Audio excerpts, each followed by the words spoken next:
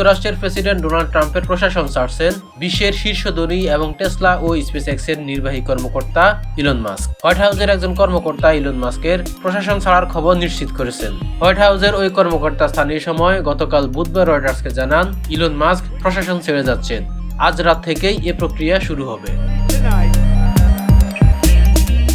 এর আগে গতকাল প্রেসিডেন্ট ট্রাম্পকে ধন্যবাদ জানিয়ে সামাজিক যোগাযোগ মাধ্যম এক্সে পোস্ট করেন ইলন মাস্ক। পোস্টে তিনি লেখেন, ট্রাম্প প্রশাসনের সরকারি দক্ষতা বিভাগের অংশ হিসাবে তার বিশেষ সরকারি কর্মকর্তার দায়িত্ব শেষ হয়ে আসছে।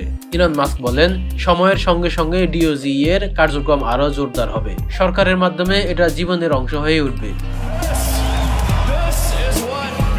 বিশেষ সরকারি কর্মকর্তা হিসাবে ইলন মাস্কের সরকারি দায়িত্বের মেয়াদ শেষ হওয়ার কথা 30শে মে।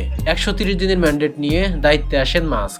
ডিওজিই ফেডারেল সরকারের প্রায় 23 লাখের বিশাল বেসামরিক কর্মী বহরের প্রায় 2,60,000 জনকে ছাঁটাই করতে পেরেছে বলে রয়টার্সের পর্যালোচনায় উঠে এসেছে। তবে ট্রাম্প প্রশাসন জানিয়েছে, ফেডারেল সরকারকে পুনর্গঠন এবং ব্যয় কর্মী কমাতে ডিওজি এর প্রচেষ্টা অব্যাহত থাকবে। 65% increase. That doesn't get approved. গত মঙ্গলবার ইলন মাস্ক কংগ্রেস রিপাবলিকান আইন প্রণেতাদের কর ও বাজেট সংক্রান্ত আইন প্রণয়নের তীব্র সমালোচনা করেন। এ বিষয়ে সিবিএস নিউজকে ইলন মাস্ক বলেন, বিশাল ব্যয়ের এই বিল দেখে আমি হতাশ হয়েছি। সত্যি বলতে এটা বাজেট ঘাটতি কমানোর বদলে বরং আরো বাড়বে, সেই সঙ্গে ডিওজি এর কাজের অবমূল্যায়ন করবে। ইলন মাস্কের রাজনৈতিক কর্মকাণ্ড নিয়ে শুধু বিতর্ক নয়, প্রতিবাদও হয়েছে। বেশ কিছু বিনিয়োগকারী ইলন মাস্কের প্রতি ট্রাম্প প্রশাসনের দায়িত্ব ছেড়ে দিতে এবং টেসলার ব্যবস্থাপনায় আরও ঘনিষ্ঠভাবে কাজ করার আহ্বান জানিয়েছে।